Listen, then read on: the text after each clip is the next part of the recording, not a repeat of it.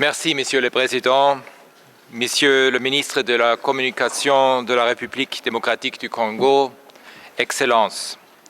J'ai suivi de près la situation des droits humains en République démocratique du Congo depuis des années. Et ça m'inquiète et ça m'a toujours inquiété énormément. Je suis allé à Goma au moins 5 fois auparavant dans d'autres fonctions. Lors de ma visite au pays en avril de l'année passée, j'ai rencontré des victimes de ce terrible conflit. Parmi elles, il y avait des femmes qui avaient subi des violences sexuelles. Ça fait longtemps que mon bureau tire la sonnette d'alarme à l'égard de cette crise. Et je suis profondément perturbé quand je vois cette escalade de violence encore une fois.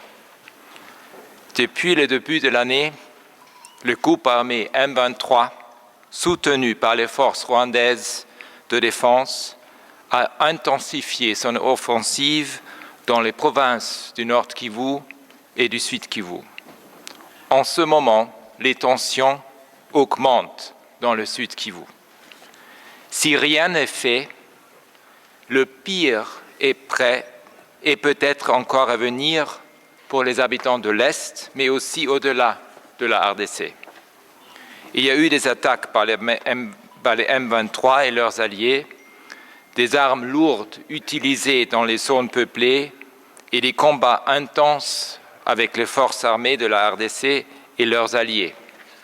Tout cela est gravement préoccupant quant au respect des droits humains et du droit international humanitaire, et je condamne toute violation et abus. Encore une fois, dans ce conflit accablant, les civils sont pris au piège de la spirale de violence. Depuis le 26 janvier, près de 3000 personnes ont été tuées et 2880 blessées. Les chiffres réels sont probablement beaucoup plus élevés. À Goma, le 27 janvier, 2 hôpitaux ont été bombardés, tuant et blessant plusieurs patients, y compris des femmes et des enfants. Je suis horrifié par la propagation de violences sexuelles qui sont un élément effroyable de ce conflit depuis longtemps. Ils risquent de s'aggraver dans les circonstances actuelles. Selon les autorités judiciaires, lors de l'évasion massive de la prison de Musenze à Goma le 27 janvier, au moins 165 prisonnières ont été violées. La plupart d'entre elles auraient été tuées par la suite dans un incendie dont les circonstances restent floues. Par ailleurs, mon équipe est en train de vérifier multiples allégations de viol collectif et d'esclavage sexuel à travers les zones de combat. Des centaines de défenseurs des droits humains, de journalistes et de membres de la société civile ont signalé à mon bureau qu'ils sont menacés ou recherchés par le M23 et les forces rwandaises. Nous avons aussi facilité la protection d'autorités judiciaires en danger. Je suis également très préoccupé par la prolifération d'armes et le risque élevé des recrutements et de conscription forcée d'enfants. Selon les informations reçues, le M23 a bombardé les tours de transmission électrique qui alimentent l'arrivée d'eau jusqu'à la population civile. Les combats ont exacerbé une crise humanitaire chronique qui est le résultat de violations persistantes des droits humains. Plus de 500 000 personnes ont été déplacées depuis le début du mois de janvier. Cela s'ajoute aux plus de 6,4 millions déjà déplacés.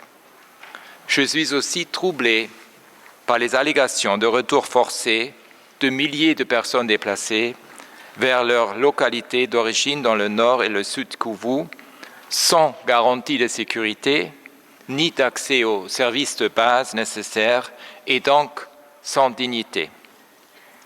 L'aéroport de Goma, qui est tellement important pour l'aide humanitaire, a été rendu inopérationnel par le M23 et les forces rwandaises. Les entrepôts appartenant à la MONUSCO et à des organisations humanitaires ont été pillés.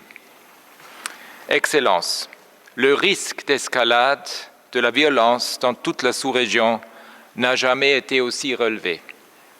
Tous ceux qui exercent une influence sur les parties impliquées, que ce soit des pays ou des acteurs non étatiques, doivent redoubler leurs efforts pour éviter une conflagration et soutenir le processus de paix.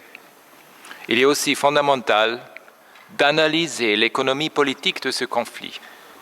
J'étais toujours frappé par le fait que la population de l'Est souffre terriblement, tandis que beaucoup de produits qu'on consomme et qu'on utilise, comme le téléphone portable, sont nourris par les minéraux de l'Est.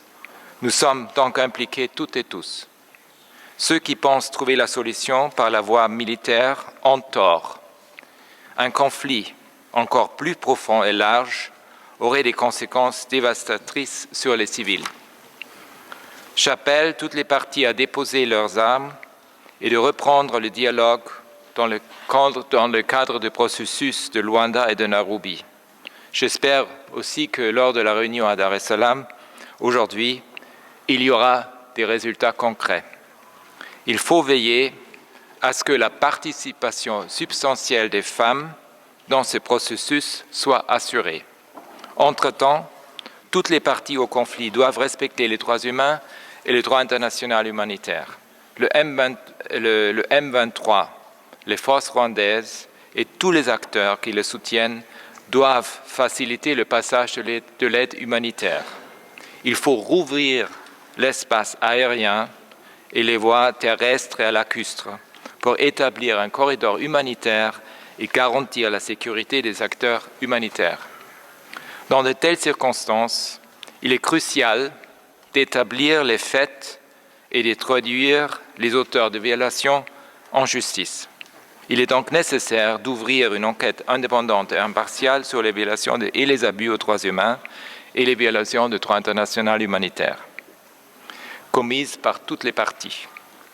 J'offre le soutien de mon bureau à cet égard et je salue l'appel de la Cour pénale internationale de cette semaine aux parties concernées de soumettre des informations sur la situation en RDC.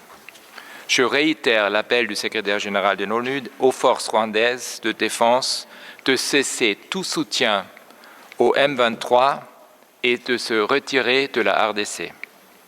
La voie militaire n'est pas non plus une réponse aux défis politiques, sociaux et économiques, y compris l'exploitation illégale des ressources naturelles qui sont à l'origine de ce conflit.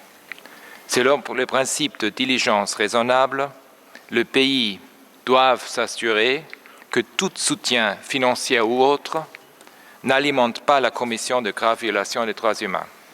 Il faut aussi combattre la corruption au sein des institutions de l'État, les rendre efficaces et rétablir la cohésion sociale dans le pays.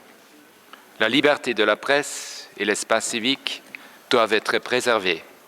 Les discours de haine et autres incitations à la discrimination et à la violence alimentent le conflit et les tensions politiques.